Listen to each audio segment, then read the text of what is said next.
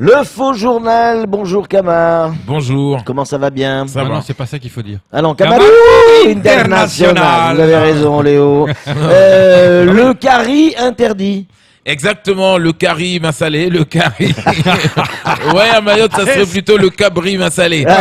Parce que là, oui, en tout cas, les commerçants sont unanimes là-dedans. Non, on veut pas de caribus. Voilà. Donc, il n'est pas le bienvenu, ce caribus. Mais Le oui. caribus. Ouais. Ah, vous avez écrit que le carry, donc il y a une photo de carry. Ah ouais, Oui. exactement. Donc Ouais. c'est le Cari, mais oui, c'est le Caribus. Mais nous, on s'est posé la question parce que déjà avec où vont aller les autres bus, où vont aller les taximans, où Ouais. vont aller les scooterman, où vont aller les motomans, où vont spiderman. aller, mais oui, Les pétomanes. les piétomans, où vont aller, mais oui, les vendeurs à la sauvette. Man. Alors est-ce que les À la Kademaman ont réfléchi à tout ça? Ouais. Oui, les mecs de Kadema, quoi. Les Est-ce qu'ils ont Kademan. réfléchi? Oui, les Kademaman. Est-ce qu'ils ont, ils ont réfléchi à tout ça? Parce que nous, on s'est posé la question, par contre. Nous autres qui avions l'habitude de prendre le bus à l'œil en France. Quelle sera, mais oui, la formation prévue pour nos prochains, nos futurs contrôleurs? Bonjour, messieurs. Bon, Ali, vous avez le titre de sport? Oh, ça va, prends une banane et laisse-moi tranquille. Voilà. Donc, Connard. ben oui, le bus, qui va contrôler? Parce qu'on se demande, est-ce que c'est des gens de Kademaman? C'est les Playmoman. À tes souhaits. Oui, donc non mais sérieux. Donc on s'est demandé, en tout cas les gens de Kawini, en partant de Kawini jusqu'à Mamzou, déjà ils en ont marre. Donc ils ont dit voilà, Caribus ça ne va pas marcher, ça va plus nous emmerder qu'autre chose. Donc mais moi j'ai envie de voir la formation des contrôleurs, sincèrement des contrôleurs Caribus. On a RATP, on a SNCF, voilà. Donc là c'est Caribus. Attention, le mec il va se prendre pour le chauffeur. Hein. Il va arriver. Bonjour messieurs, vous avez votre titre de transport, votre titre de transport. Bon, est-ce que vous pouvez le ramener, lui, refaire la formation? Parce qu'au Cadema, je sais pas ce qu'ils l'ont appris. Comment on dit? Ouais, vous avez votre billet, s'il vous plaît? Ouais. Donc, ah oui. Donc, parce que là, la mairie et le Cadema, ils veulent gagner un peu de thunes. Donc, on va voir en tout cas si ça va marcher. Mais moi, je ne crois pas contrôler. Ils vont contrôler comment? Eh ben, comme ils font avec à la barge, là, avec les tickets. Non, on devait d'abord contrôler ceux qui sont candidats avant d'être élus. Donc déjà qu'on a du mal à les contrôler eux, Ouais. là on va contrôler des gens qui vont prendre le bus à l'œil.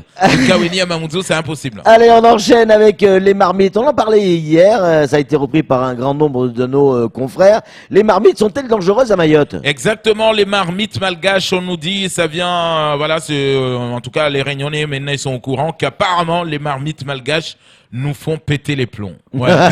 Exactement. Eh ben moi je leur ai dit à nos amis réunionnais, hein, il n'y a pas que les marmites malgaches qui nous font péter les plombs. Il faut aller là-bas pour à la source pour voir ce qui nous fait péter les plombs en vrai. Parce que depuis 100 ans que nous consommons dans ces marmites, on n'a pas pété les plombs. Ou peut-être qu'on ne le sait pas. Peut-être qu'on est schizophrène à cause de ces marmites. Ouais. Parce qu'on a mangé du riz là-dedans. Ben oui, tout. Même les préfets, les différents préfets qui sont venus, on a fait des gros tataboulés, comme on dit chez nous. Des tataboulés, ouais. C'est-à-dire, voilà, donc le jour, même dans les mariages, on a fait à manger là-dedans. Bien sûr. On en a fait manger à pas mal de préfets. Ouais. Donc là, le préfet, il nous écoute, il dit, hop, maintenant, s'il m'invite, je mange pas. Non, mais ça, c'est clair. Donc, envoyez-moi le CODAF pour saisir ces marmites. On va les étudier à la loupe. S'il y a du plomb. Donc, du coup, oui. Alors, finalement, on se pose la question ce matin, si en consommant du riz, 5 kilos de riz par jour dans une marmite malgache, c'est aussi dangereux que sortir avec une petite malgache. Mais il a peut-être du plomb aussi. Ouais, mais Ça oui. peut- vous prenez du plomb dans l'aile, là. C'est ça. Et C'est quoi le plus dangereux? Ouais. Et là, j'entends déjà les élus du ah, non. Franchement, c'est plus dangereux de manger dans une marmite malgache. Allez, on enchaîne. À Mayotte, c'est le retour des ninjas. Exactement, les Ninja Warriors, on les appelle. Ben voilà, vous voyez. En plus, vous avez remarqué qu'il y a qu'un ninja qui peut tuer un ninja. Oui, c'est vrai. Ouais, jamais un mec comme ça, simple, il arrive à tuer un ninja. Ah bah non, pas possible. Ouais, il faut sortir les étoiles. Donc, ils sont à Mayotte, c'est pour ça qu'on les voit pas, ils sont arrivés hier. Ouais. Donc, ils sont arrivés hier pour étudier hommes du le terrain. président. Exactement, les hommes du président. Ouais, nous, on s'est dit, ça y est, c'est à la rencontre du troisième type. Ouais, ça c'est clair. Donc, on a essayé de faire des signes pour aussi nous voir. Les mecs, vous les voyez en costard, machin, vous n'avez pas l'impression. Et les mecs, ils arrivent à savoir si le président peut passer par là.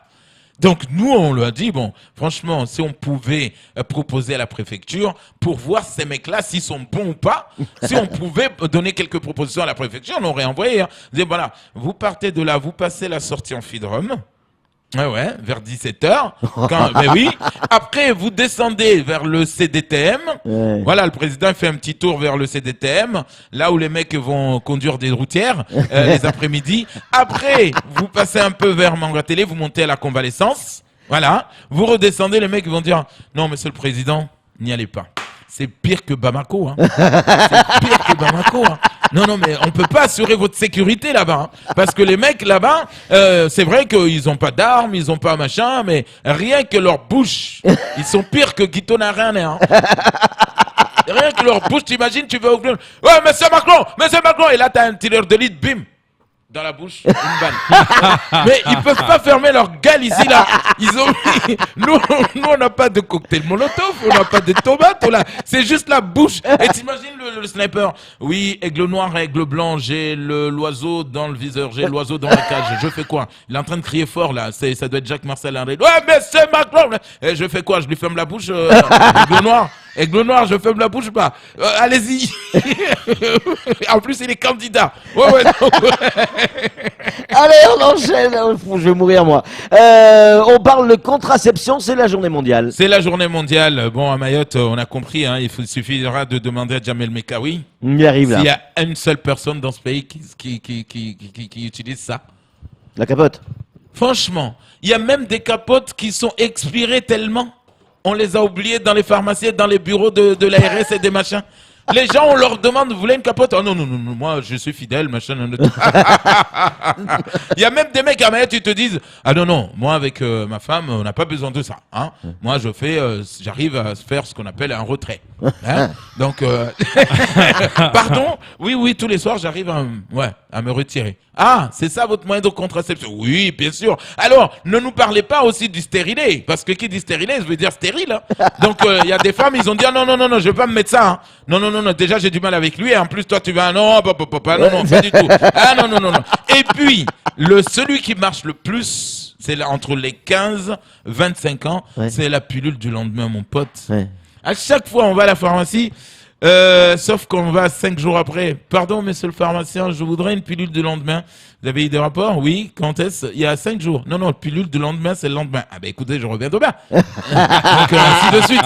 Donc à chaque fois, le pilule du lendemain, ça ne marche pas. Donc on a vu, en tout cas, les naissances, ils ont montré que nous autres ici, contracepter, c'est pas notre truc. Hein. Ah non, c'est pas notre truc. Ah non, contracepter, non, c'est pas possible.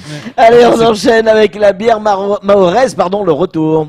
Exactement, une brasserie à Mayotte. Oui. Alors là, franchement. C'est bien. Ah ouais, c'est bien. Ouais, c'est bien. Sauf qu'il y a des gens qui vont envoyer des éclaireurs. Ouais, parce qu'on les connaît, hein, ces mecs-là, hein, qui sont dans les bureaux à cravate, là, ils vont dire, non, moi, j'ai pas envie d'aller là-bas, j'ai pas envie qu'on me voit, en plus, je suis candidat, voilà, donc, aux élections de 2020, donc, je vais envoyer, des éclaireurs, voilà, pour aller là goûter déjà, parce qu'il y a des goûteurs. Pas mal.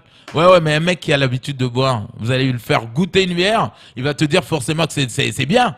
Alors que donc il a plus d'appellation dans la bouche.